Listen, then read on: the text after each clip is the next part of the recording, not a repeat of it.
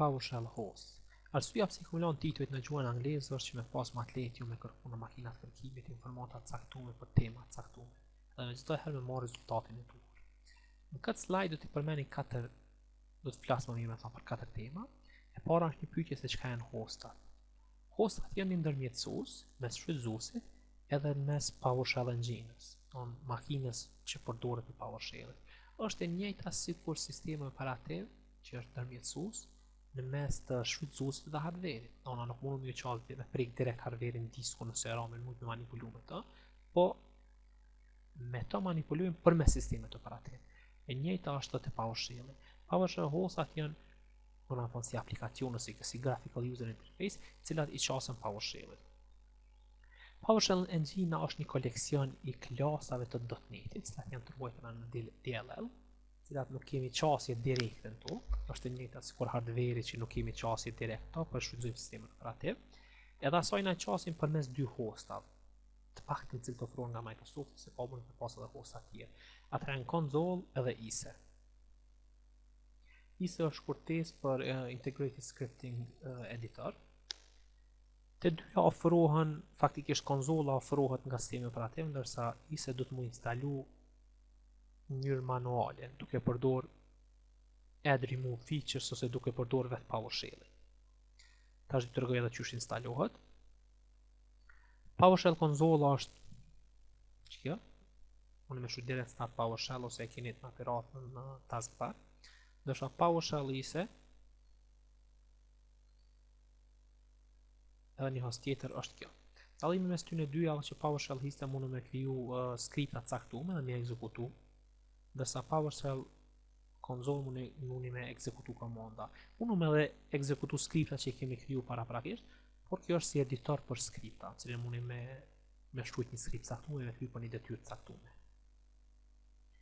Flasim për tema tjera, pastaj nalën të secila folëm në detaje. Dallimi tjetër është 32 bit dhe 64 bit.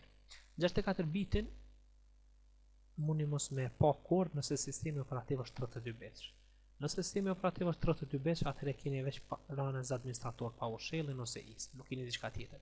Po nëse sistemi operativ është 64 bit, edhe tentoni të shkruani PowerShell në search, atëherë keni me pa që ekzistojnë dy lloje, 32 bit edhe 64 bit. Cilën duhet me ekzekutu varet nga jo. Komanda që ekzekutohet si në 32 bit, si në 64 bit në host, në PowerShell host, rezultati është i njëjtë. Dallimi i vetëm është që nëse keni module që janë kompajluar në arkitekturën për 64 bitëve, atë duhet me ekzekutu në 64 bit. Nëse është 32 bit, duhet me ekzekutu në 32 bit, sa në asnjë nuk funksionon. Kjo është sikur çdo aplikacion tjetër që instalohet, të marrim shembull program files, ku është program files edhe ku është program files 32 bit. Në aplikacionet 32 bit instalohen këto, nëse aplikacionet 64 bit instalohen këto. Është i njëjti dallim. I njëjta esencë. Edhe pjesa tjetër është administrator dhe user standard. Kjo lun rol kur është i aktivizuar Universal Account Control, e cila kontrollon Windows-in për ekzekutim të kod apo më thon fajlave ekzekutues pa dëshiruar, të cilat ekzekutohen pa dijen e shfrytëzuesit. Ku mundi me ditë se është mirë cila keq, nëse doni me punu me të me pa me kry funksione ose punë caktuar, atëherë çdo herë që hapni ose konzolën ose ISE-n e shikoni nalt se është administrator 2 pika. Momentin që shun administrator 2 pikave, emri i hostit, PowerShell hostit që është veç konzolla kjo, atëherë është në rregull dhe mundi me përdor, që një ta gjë vlen edhe për ISE. Këtu janë temat që folëm. Do të shkajnë hostat, konzolë ISE 32 bit 64 bit, edhe administrator edhe standard user. Tash të shohim konzolën. Me këto mundi me ekzekutu komandat caktuar. Që një komandë mundi me thonë get process të tregon gjitha proceset që janë të ekzekutuar, emrin e procesit, ID-n, çapo shfrytëzohet CPU, RAM apo informata të tjera. Çfarë mundi me bëhen këto? Mundi veç me ndryshu layout, do me ndryshu pamjen që dëshironi sa i përshtatet juve, njëra prej tyre është fonti, tjetra është madhësia.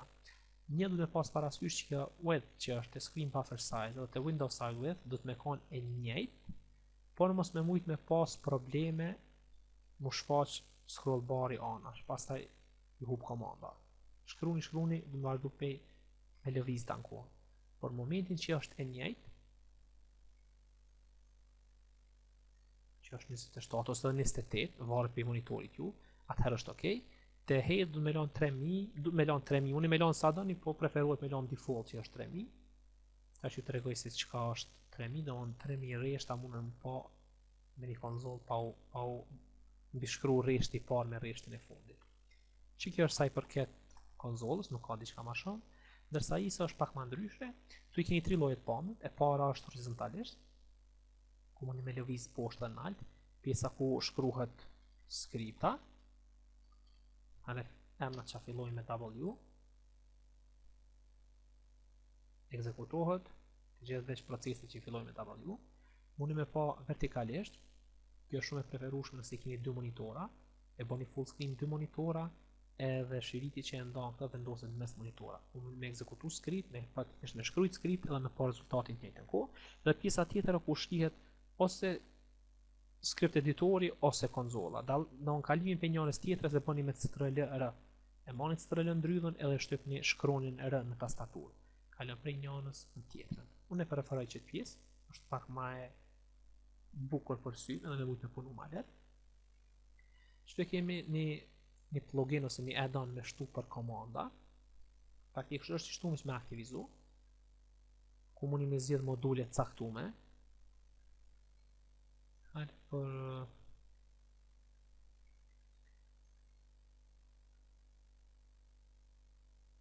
Active Directory për shembull.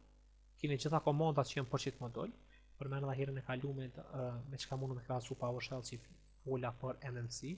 Ndoni me shtu snapina ose module, por me mujtë më aktivizu komanda caktume. Nëse nuk e bën import Active Directory, atër qëto komanda asnjëherë nuk mundi me ekzekutu. Kjo ndodh më herët se në versionin 3.0 dhe 4.0 kanë mundësinë module autoloader, që në momentin që e shuni komandën, ai e bën import vetë modulin. Për shembull çto se ekzekutoni që e pat nalt shpejt sa u hek, veç që u importu moduli. Qaj është importuat automatikisht. Për ndryshe i shduh me shujt import model, Active Directory, edhe që e bën punën e njëjtë. E bën import modulin edhe shfrytëzohen që ato komanda që ofrohen nga qaj modul. Kjo është e mirë për shembull nëse dojna me bëj enable një account, edhe nuk i dini informatat. Okej, edhe qëto që kena altër për clear, me pastru konzolën. Atë lyp më administratorin, po doni me bëj enable një account administrator, dhe po doni me po komanda që është, momentin që klikoni run, ekzekutohet, momentin që klikoni insert, komanda që do të më ekzekutu, vendoset në konzol, ose copy për më me përdor me qitit script, që përbojna copy, paste, që kjo është komanda, enable ID account, edhe identity është administratori, ose direct konzol,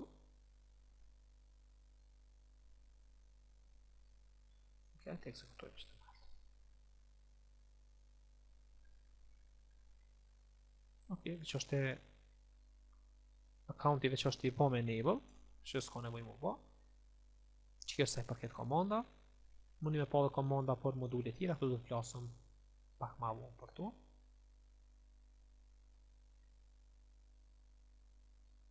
Tjetër një ka nuk më ndoka që ka që të më folë këto. Në që tu kënë kryesorit me di që ka e në hostat, që nëse interfejsa që shfrytëzojnë PowerShell Engine-ën, në mes shfrytëzuesve dhe PowerShell Engine-ës, në qalë DLL-at caktu. Pastaj është emrat e hostat që ofrohen nga Microsoft në konzolë dhe ISE, ka dhe hostat tjerë. Edhe dalimi mes 32.64 bit cilën me ekzekutu. Gjithashtu dhe me pas shumë kujdes që kur të ekzekutoni komanda caktume me kanë e statume si administrator. Sepse nëse është standard user, mundi me ju qitë erorat, nuk mundi me kuptu në shtatë që problemi vetë që nuk u qenë si administrator, mundi me kontrolu skriptën nëse kontrolu në shtatë sistemin operativ. Kjo pjesë u kry, edhe të vazhdojnë në pjesën tjetër.